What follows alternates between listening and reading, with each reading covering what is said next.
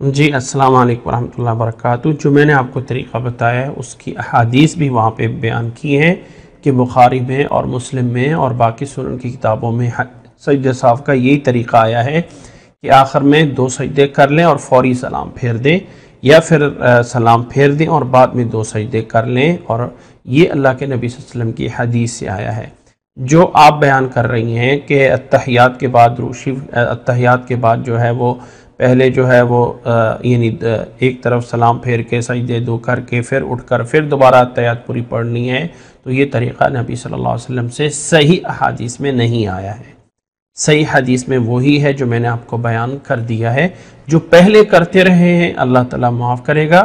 اصل میں ہم مسلمان جو ہے نا وہ ہم جدی پشتی مسلمان ہیں، بس جیسے ہمارے بڑوں نے کر لیا ہم بھی ویسے ہی کرتے آ رہے ہیں، وہ ہمارا بڑا کرتا تھا، وہ ہے یہ ہے، اسی پہ ہم چلتے ہوئے آ رہے ہیں اور سمجھتے ہیں کہ بس یہی۔ ایسا نہیں ہے۔